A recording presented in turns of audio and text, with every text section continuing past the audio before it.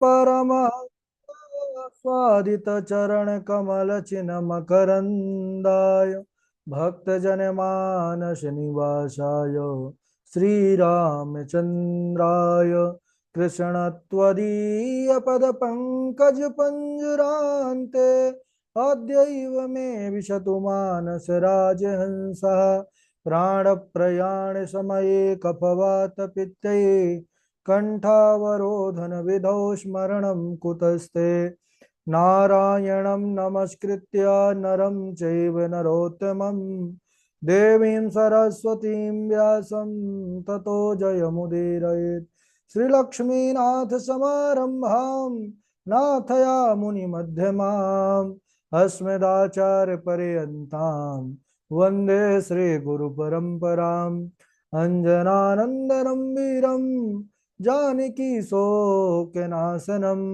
कपीशमक्षहन्तारं वन्दे लङ्काभयङ्करं भक्तिभक्त भगवन्त गुरु चतुर्नाम वपुये इनके पद बंदन किए नासत विघ्न अनेक बोले वृंदावन बिहारी लाल की जय भागवत महापुराण की जय सुखदेव भगवान की जय परम मंगलमय परात्पर अखिलेश्वर अचिंत कल्याण गुणगण निधान सर्वेश्वर सर्वाधिपति अकारण करुणावरुणालय अकारण करुणाकारक सकल जन कल्य शापाहारक परात्पर पर ब्रह्म सच्चिदानंद स्वरूप परम पिता परमात्मा श्री राधा गोविंद सरकार राधा रमण बाधा हरण श्री बांके बिहारी लाल उनका यह वांगमय शब्द में विग्रह श्रीमद् भागवत महापुराण कोटि कोटि नमन कोटि कोटि प्रणाम इस परम पावन पुराण ग्रंथ पारमहंसों की पावन संहिता को परमाराध्य नंद नंदन यशोदा नंदन वृज नंदन देवकी नंदन श्याम सुंदर श्री कृष्ण के पाद पद्मों पर कुटसा नमन नतमस्तक वंदन एवं अभिनंदन उनकी आह्लादनी शक्ति प्राण प्रिया जगत वंदनी वृषभानुनंदनी भासुती जगदीश्वरी बरसाने वाली श्री किशोरी जू के पावन चरणारविंदों पर कोटसा प्रणति समस्त भूतादिक सीय राम मैं सब जग जानी करहूं प्रणाम जोरि जुग पानी। हम सबका यह परम सौभाग्य कि भागवत साप्ताहिक कथा सीखने का सदसंकल्प विचार लेकर के हम और आप सब एक स्थान पर एक साथ जुड़कर इस पावन पुराण श्रीमद् भागवतम की तैयारी कर रहे हैं। बड़ा ही आनंद आ रहा है। आनंद कंद भगवान श्री कृष्णचंद्र की पावन कथा यह भागवत पुराण और हम सब अभी प्रथम स्कंध में प्रवेश ही किए हैं। पूर्व पर हम सब चर्चा कर रहे थे कि भगवान के जो मुख्य रूप से अवतारों की संख्या है भागवत पुराण में 24 अवतार। वैसे भगवान के जन्म जन्म कर्मा विधानानि जन्म कर्म अनंत है, इसका कोई पारावार नहीं है। फिर भी भगवान के जो मूल 24 अवतार हैं, प्रधान 24 अवतार, उनको हम श्रवण करेंगे। भगवान श्रीहरि का जो पहला अवतार हुआ सनकादि कुमार के रूप में हुआ, सनक सनंदन सनातन सनत कुमार। ये सृष्टि का जब शुभारंभ हुआ तो यह प्रथम ब्रह्मा जी इनको ही बनाए, तो ये भगवान ही जो है इन चारों रूप में आए। दूसरा अवतार हुआ वाराह के रूप में। वाराह का अवतार क्यों हुआ आप सब जानते हैं, अभी आगे कथा भी आएगी। जब सृष्टि का शुभारंभ होना था और पृथ्वी रसातल में डूबी थी, तब वाराह भगवान जो है पृथ्वी का उद्धार करने के लिए आए। तीसरा अवतार हुआ देवर्षि नारद के रूप में भगवान का। चौथा अवतार प्रभु नर नारायण के रूप में। पांचवा अवतार कपिल भगवान के रूप में। और जो भगवान का छठा अवतार है वह दत्तात्रेय के रूप में आए। प्रभु का जो सातवां अवतार है यज्ञ के रूप में, यज्ञ नारायण। और जो प्रभु का आठवां अवतार है ऋषभ देव। नौवां अवतार महाराज पृथु और 10वां अवतार भगवान का मत्स्य रूप में हुआ, राजा सत्यव्रत के लिए जब उन्होंने मत्स्य रूप धारण किया। और 11वां अवतार भगवान ने कच्छप का लिया समुद्र मंथन के समय, जब पर्वत मंदराचल नीचे धंसने लगा। 12वां अवतार भगवान ने धन्वंतरी का लिया, जब अमृत का कलश लेकर के प्रकट हुए। और 13वां अवतार भगवान ने मोहिनी का लिया, क्योंकि अमृत को छुड़ा लिया था असुरों ने। असुरों को मोहित करने के लिए मोहिनी, यानी जो मोहित कर दे वही मोहिनी है। और जो भगवान का 14वां अवतार है वह नृसिंह, भक्तराज प्रहलाद, उनकी ऐसी भक्ति की भगवान खंभ को फाड़ करके नृसिंह रूप में आए। 15 अवतार, जो 15वां अवतार है प्रभु का, वह वामन रूप में हुआ, जिन्होंने देवताओं का कार्य सिद्ध करने के लिए माता आदि जी के गर्भ से जन्म लिया, और उन्होंने 3 पग भूमि में ही सारे ब्रह्मांड को नाप दिया। 16वां अवतार प्रभु का परशुराम के रूप में हुआ। 17वां अवतार व्यास जी के रूप में हुआ। 18वां अवतार श्री राम जी के रूप में आए प्रभु। 19वां बलराम जी के रूप में। 20वां अवतार जो है 24 अवतारों में, वह भगवान कृष्णचंद्र, और 21वां श्रीहरि के रूप में। 22वां अवतार हंस रूप में प्रभु विराजे, और 23वां बुद्ध रूप।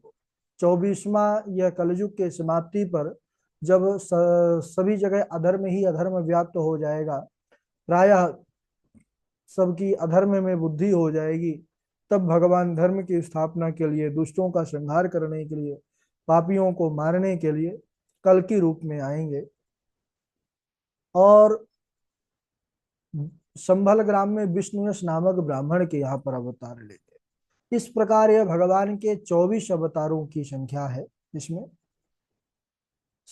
और सूत जी महाराज कहते हैं कि हे सौनक जी, यह भागवत नाम का जो पुराण हम आपको सुनाने जा रहे हैं, यह वेदों से सम्मत है, क्योंकि वेद और उपनिषदों का यह सार स्वरूप है। और हमने इसको श्री सुखदेव भगवान की कृपा से, उनके अनुग्रह से जब राजा परीक्षित को सुना रहे थे, तब हम भी वहां पर उपस्थित होकर के इस कथा को श्रवण किए। और जितना हमारी बुद्धि ने ग्रहण किया, कथा तो अनंत है प्रभु की, लेकिन तदपि जथा श्रुत जस मति मोरी, कहीं हूँ देखी प्रीति अति तोरी। जितना मेरी बुद्धि ने ग्रहण किया, जिस रूप में, मैं भी आपको बढ़िया से बढ़िया सुनाने का प्रयास करूंगा। सौनक आदि ऋषियों ने पूछा सूत भगवान से कि हे महाराज, आप जो हमको कथा सुनाने जा रहे हैं भागवत नाम की, भागवत कथा श्रीमद् भागवत महापुराण की, पहले यह बतलाइए कि यह भागवत नामक पुराण किस युग में यह इसका निर्माण हुआ, किनके द्वारा हुआ, क्यों हुआ। कस्मिन् युगे प्रवृत्तेयं स्थाने वा केन हेतुनः कुतश्चन संचोदितः कृष्ण कृतवान् संहितां मुनिः। कस्मिन् युगे प्रवृत्तेयं स्थाने वा केन हेतुना, किस युग में इस भागवत महापुराण का निर्माण किया, किसने किया और किस कारण से किया। तब श्री सूत जी कहते हैं, द्वापरे समनो प्राप्ते तृतीय युग पर्यये जातः पराशरद्योगी वासव्याम कलया हरे। उत्तर देते हुए कहते हैं कि हे सौनक जी, इस भागवत नामक महापुराण का जो निर्माण हुआ 18,000 श्लोकों में, वैसे तो भागवत का कोई जो है, तो ये जब से सनातन सृष्टि जब से है, भगवान जब से है, तब से यह भागवत है, क्योंकि वेदों का सार है। वेद कब से है, वेदों का काल थी। वैसे आज के जो इतिहास में पढ़ते हैं, वेदों का काल भी निर्धारित कर दिया, लेकिन वेदों का कोई काल नहीं, जैसे परमात्मा का कोई काल नहीं है ना। वह काल की भी आत्मा है, जो है परमात्मा को कालात्मा भी कहते हैं, है ना। तो काल भी एक बार मृत्यु को प्राप्त हो जाता है, लेकिन वह भगवान जो है हमेशा रहते हैं। ऐसे ही भागवत पहले भी थी, लेकिन यहाँ पर जो निर्माण की बात हो रही है 18,000 श्लोक में कैसे आई। वैसे तो चतुश्लोकी के रूप में थी। तो उन्होंने कहा कि द्वापरे समनुप्राप्ते तृतीय युग पर्यये, सौनक जी तीसरे युग द्वापर में इसका निर्माण हुआ किनके द्वारा हुआ, तो महर्षि पाराशर के द्वारा। वसु कन्या सत्यवती के गर्भ से जो उन्होंने अवतार लिया। अवतार लिया का तात्पर्य है कि भगवान ही अवतार लेते हैं। अभी 24 अवतारों में नाम भी हमने सुना इनका। 24 अवतारों में वेद व्यास जी का नाम भी आया। तो यह वेद व्यास ही जो है इस द्वापर में इन्होंने इस भागवत पुराण का निर्माण किया। तो बोले महाराज इन्होंने कैसे किया, निर्माण क्यों किया? तो बोले इन्होंने भविष्य पर दृष्टि डाली, क्योंकि भूत भविष्य वर्तमान त्रिकालज्ञ। और भविष्य पर जब दृष्टि डाली तो कलिकाल के जब दोषों को देखा, दोष से ग्रसित मनुष्यों को देखा, तो उनके कल्याण की भावना का स्मरण करते हुए उन्होंने सात्वत संहिता का निर्माण किया। और जब देखा कि भाई सब धर्म से भटक करके आलसी हो जाएंगे, प्रमादी हो जाएंगे, भाग्यहीन हो जाएंगे, कमाई वाले हो जाएंगे, झूठ बोलने वाले हो जाएंगे, तो उनकी सरलता के लिए पहले उन्होंने बड़ा प्रयत्न किया। पहले वेदों का विभाग किया उन्होंने, वेदों के 4 भाग किए, ऋग्वेद, यजुर्वेद, सामवेद, है ना, अथर्ववेद। अपने जो है शिष्यों को प्रदान किया। जैमिनी, वैशंपायन, सुमंतु, पैल आदि इन चारों प्रधान शिष्यों को दिया। लेकिन वेदों में भी उन्होंने देखा कि वेद सबके लिए नहीं है। वेद के लिए बड़ी मर्यादा की आवश्यकता है, बड़ी शुद्धता की आवश्यकता है, बड़े नियम की आवश्यकता है। तो स्त्री शूद्र द्विज बंधु नाम त्रयी ना श्रुति गोचरा।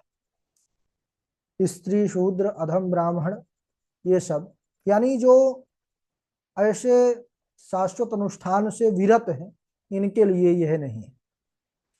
तो उन्होंने फिर सबका कल्याण भगवान है, भगवान पक्षपात कभी नहीं करते हैं। तुरंत उन्होंने कितना बड़ा परिश्रम किया जिन्होंने ऐसे वेदों का विभाग किया, विचार कीजिए। और मनुष्य के बस की तो बात है ही नहीं।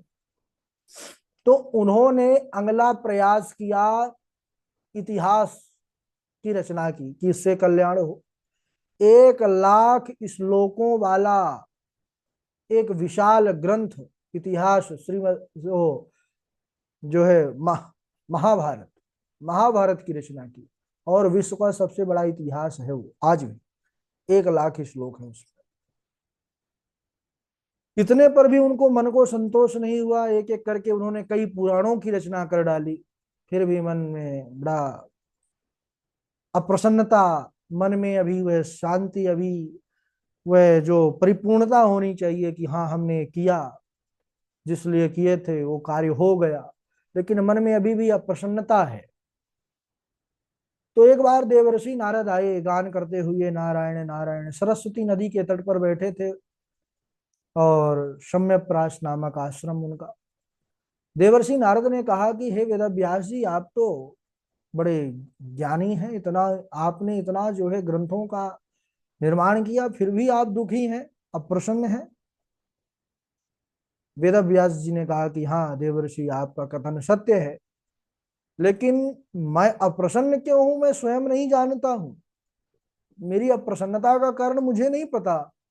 और हे देवर्षि, आप तो सब जानने वाले हैं, मुझ पर कृपा कीजिए, आप ही मेरी इस समस्या का समाधान कीजिए, मेरी अप्रसन्नता कैसे मिटे। तब उन्होंने कहा, यथा धर्मादयश्चार्था मुनिवरेयानुकीर्तिता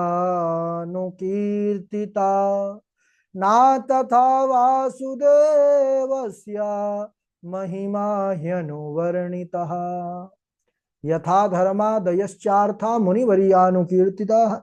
वेदव्यास जी, आपने जिस प्रकार पुराणों में चतुर्थ पुरुषार्थों को दृष्टि में रखते हुए सुंदर रचना किया, लेकिन आपने कहीं पर भगवान की रूप माधुरी लीला को प्रकट करने वाले सुंदर प्रभु के भक्ति में चरित्रों को अभी आपने गायन नहीं किया।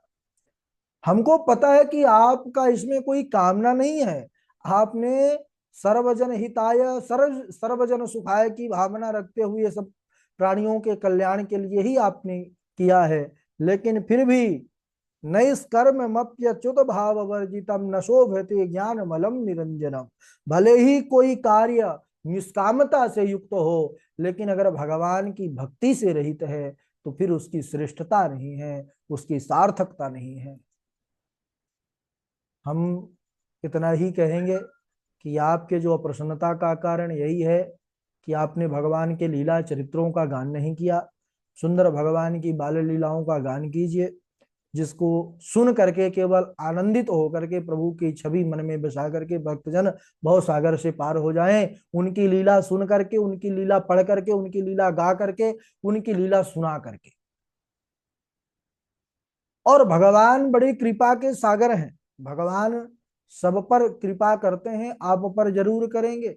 वो तो इतने करुणा वत्सल हैं। और नारद जी करुणा प्रभु की बताने ही वाले थे कि उनको अपने ही पूर्व जन्म का वृत्तांत स्मरण हो आया। आंखें भर आई नारद जी की। बोले व्यास जी, भगवान कितने कृपालु हैं, सुनिए। हम कोई दूसरे का जो है उपाख्यान आपको नहीं सुनाएंगे, हम अपनी आप बीती ही सुना रहे हैं कि हमारे पूर्व का जीवन कैसा था और आज प्रभु की करुणा कृपा के कारण अब का जीवन कैसा है। पूर्व का जीवन यानी नारद जी के पूर्व जन्म का वृत्तांत यहाँ से शुरू होता है। नारद जी स्वयं सुना रहे हैं अपने पूर्व जन्म का वृत्तांत, व्यास जी सुन रहे हैं। सुंदर जो है सरस्वती नदी का किनारा है सुंदर जो है धवल धारा बह रही है माँ सरस्वती की। और सुंदर बद्री विशाल जैसा पावन स्थान, और कथा सुना रहे हैं। अहम पुरातीत भवे भवम मुने, दास्यास्तु कास्या शन वेदवादिनाम, निरूपितो बालक एव योगिनाम, शुश्रूषणे प्राविशि निर्विविक्षताम। अहम पुरातीत भवे भवम मुने। व्यास जी, मैं पूर्व जन्म में एक दासी पुत्र था और जीवन में ऐसा समय कालचक्र का कि जन्म हुआ और पिता का हाथ जो है सर से हट गया। पिताजी का देहावसान हो गया। माता मेरी जो है मेरा लालन पालन करने के लिए लोगों के घर जा जा करके काम किया करती थी, दासी का काम करती थी। मैं भी उसी के साथ छोटा था, मेरा पालन पोषण कर रही थी। धीरे धीरे थोड़ा थोड़ा बड़ा होने लगा। एक बार सौभाग्य से कुछ ब्राह्मण संत चातुर्मास्य व्यतीत करने के लिए आए गांव में, और उनकी सेवा में मैं भी नियुक्त हो गया। मैं बड़े मनोयोग के साथ उन संत ब्राह्मणों की सेवा करने लगा। और सेवा किसके लिए? जूठी पत्तल उठाने का कार्य लिया था। संत प्रसादी पा करके जब उठ जाते तो उनकी ही अनुमति से शीत प्रसादी जो कुछ बच जाता, उनकी अनुमति से मैं उसको पा लेता। और प्रतिदिन वह संत बड़ी सुंदर सुंदर प्रभु की कथा सुनाया करते थे, कहा करते थे, कीर्तन गाया करते थे, है हरि नाम संकीर्तन किया करते थे। इस प्रकार मैं भी उनके पास ही निरंतर बैठा रहता, सुनता रहता। कभी कभी इतना आनंदित हो जाता कि आंखों से अश्रु प्रवाह होता। कभी कभी इतना मैं तन्मय हो जाता, रोम रोम पुलकित हो जाते, रोमांचित हो जाता कि ताली बजा बजा करके कीर्तन एकदम मगन हो जाता। ऐसा करते करते धीरे धीरे संतों की शीत प्रसादी और प्रभु का मुख में नाम, संतों के मुंह से प्रभु की कथा, ये सुनते सुनते मेरा हृदय जो था वह निर्मल हो गया। और मेरे हृदय का जो कलिमल था वह सब दोष धीरे धीरे मिटते गए। हृदय स्वच्छ हो गया, हृदय निर्मल हो गया। और जब निर्मल हो जाता है तभी भक्ति माता जो है तो वास होता है। भक्ति महारानी यानी भक्ति का मेरे हृदय में प्राकट्य हुआ। अब चातुर्मास पूर्ण हुआ, संत ब्राह्मण जाने लगे। अब उनका जाना देख करके मैं तो उदास हो गया, रोने लगा, कहने लगा मैं भी चलूंगा महाराज। मैं अब बिना भगवान के भजन के, बिना भगवान के कीर्तन के और बिना कथा सुने नहीं रह सकता। यहाँ कौन सुनाएगा, कौन जो है कीर्तन सुनाएगा, कौन कथा सुनाएगा?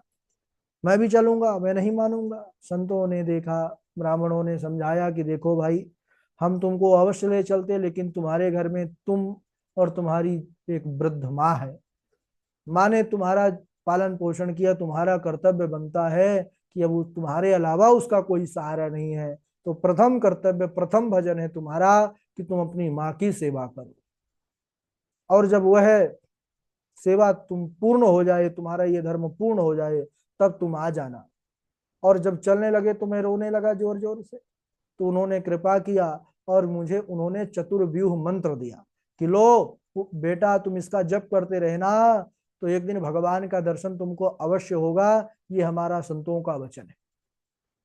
चतुर्व्यूह मंत्र: नमो भगवते तुभ्यं वासुदेवाय धीमहि प्रद्युम्नाय अनुरुद्धाय नमः संकर्षणाय च। यह चतुर्व्यूह मंत्र दिया और कहने लगे तुम इसका जाप करो। अब नारद जी इसका जाप करते हैं, माता जी की सेवा करते हैं। और एक दिन जो है, माता जी जो है सायंकालीन गाय धुलने को जा रही थी, एक काले सर्प पर पैर पड़ा, उसने डस लिया। माँ जो है मृत्यु को प्राप्त हो गई। अब उनको ना तो हर्ष हुआ ना शोक हुआ, क्योंकि वह भगवतमय स्थिति हो चुकी थी उनकी। और उन्होंने अनुग्रहम मन्यमाना प्रातिष्ठम दुसमुत्तरा, भगवान का अनुग्रह ही मान करके उत्तर दिशा की ओर चल दिए, जैसा संतों ने कहा था। अब देखिए, अब थोड़ा समय लगेगा, जंगल दूर की यात्रा करना है। अब नारद जी को चलने दीजिए। आगे क्या हुआ, बड़ी पावन कथा है, समय भी हो चुका है। जब तक वो पहुंच जाएंगे, उसके बाद हम आगे सुनेंगे कैसे वह भजन किए, कैसे भगवत दर्शन किए, और कैसे फिर देवर्षि नारद के रूप में आए। बोलिए भक्त वत्सल भगवान की जय। आइए बारी बारी से सब लोग श्लोक सुनाएंगे। सर्वप्रथम हमारे झा जी, इंदु पराशर जी, जीवेश जोशी जी, डॉक्टर वैशाली जी, वासवी शर्मा जी, मिथिलेश पांडे जी, और नीरज दुबे जी, उमंग शुक्ला जी, और मानसी मिश्रा जी, हर्षिता जी, माही दीक्षित जी, तृष्णा जी हैं, और मनोज जी हैं, कृष्णा जी हैं। चलिए, इतने ही लोग हैं। राधे राधे गुरु जी। हाँ झा जी, राधे राधे। जन्माद्यस्य यतोऽन्वयादितरतश्चार्थेष्वभिज्ञः स्वराट् तेने ब्रह्महृदाय आदिकवये मोहयन्ति यत् सूरयः। तेजो वारिमृदां यथा विनिमयो यत्र त्रिसर्गो मृषा धाम्ना स्वेन सदा निरस्तकुहकं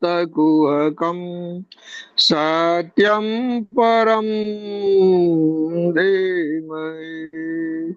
धर्मः प्रोज्झितकैतवोऽत्र परमो निरमतसराणां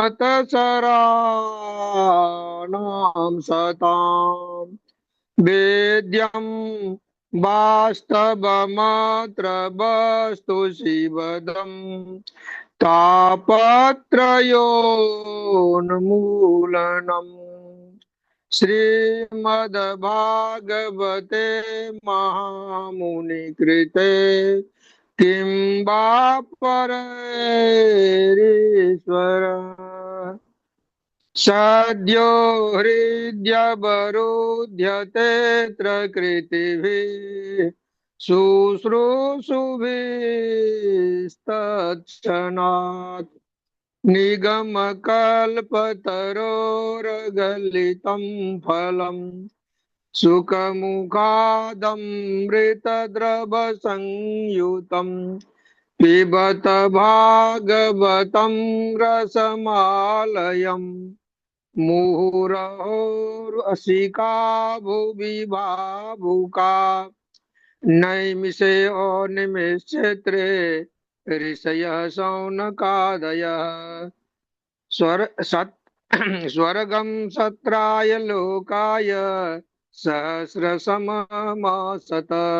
तो एकदा तु मुनयः प्रातरहुत हुताग्नयः सतकृतं सूतमासीनं पप्रच्छुरिदमादरात् किं श्रेयः शास्त्रसारः कः स्वावतार प्रयोजनम् किं श्रेयः शास्त्रसारः कः किम श्रेयः शास्त्रसारः कः स्वावतार प्रयोजनम् किं कर्म के बताराश्च किं कर्म के बताराश्च धर्मः कं शरणं गतः धर्मः कं शरणं गतः। राधे राधे गुरु जी। ठीक है, बहुत सुंदर। और इंदु पराशर जी। राधे राधे गुरुजी, प्रणाम। हाँ। निगम कल्पतरोर्गलितं फलम् शुकमुखादमृतद्रव संयुतम् पिबत भागवतं रसमालयम् मुहुरहो रसिका भुवि भावुकाः। किं श्रेयः शास्त्रसारः कः स्थावरः प्रयोजनम् किं कर्म केवतारश्च धर्म कं शरणं गताः। राधे राधे गुरुजी। ठीक है, जीवेश जोशी जी। जी राधे राधे गुरु जी, प्रणाम। हाँ। श्रवणस्य विभेदेन फलभेदोऽत्र संस्थितः श्रवणं तु कृतं सर्वैर्न तथा मननं कृतम् दैवज्ञं तु समाहूय मुहूर्तं प्रच्छप यत्नतः विवाहे यादृशं वित्तं तादृशं परिकल्पयेत् विरक्तो वैष्णवो विप्र विरक्तो वैष्णवो विप्रो वेदशास्त्र विशुद्धिकृत दृष्टांत कुशलो धीरो वक्ता कार्योति निस्पृह। राधे राधे गुरु जी। ठीक है, डॉक्टर वैशाली जी। हाँ, राधे राधे गुरुजी। राधे राधे। भोगेरो भयं कुलेच्युति भयं वित्तेन्द्रपालाद् भयं मौने दैन्य भयं बले रिपु भयं रूपे जराया भयं शास्त्रे वाद भयं गुणे खल भयं काये कृतान्ताद् भयं सर्वं वस्तु भयावहं भुवि नृणां वैराग्यमेवाप्रियम्।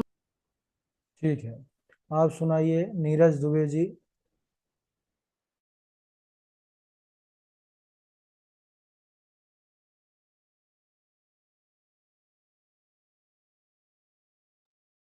गुरु जी राधे राधे, प्रणाम। हाँ नीरज जी, सुनाइए।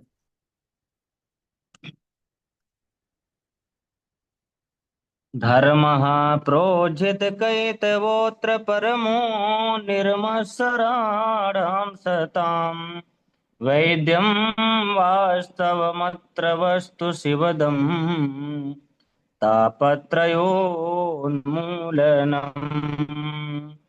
निगमकल्पतरोर्गलितं फलं सुखमुखादमृतद्रवसंयुतम् भागवतं रसमालयम् मुहुरहो रसिका भुवि भावुकाः मुहुरहो रसिका भुवि भावुकाः नैमिषे निमिषेत्रे ऋषयः शौनकादयः सत्रं स्वर्गाय लोकाय सहस्रसममासत्।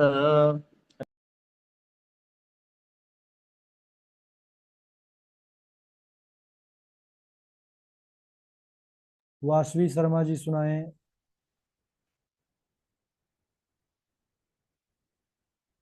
वासवी शर्मा जी व्यस्त हैं तो तृष्णा जी आप सुनाइए। राधे राधे कृष्ण। राधे राधे। धर्मः प्रोञ्जित कैतवोऽत्र परमो निर्मत्सराणां सतां वेद्यं वास्तवमत्र वस्तु शिवदं तापत्रयोन्मूलनम् श्रीमद्भागवते महामुनिकृते किं वा परेरीश्वरः सद्योरुद्यवरुध्यतेऽत्र पृथिवी शुश्रूषुभिस्तच्चडात्। राधे राधे। ठीक है, बहुत अच्छा। और मानसी मिश्रा, आप सुनाइए।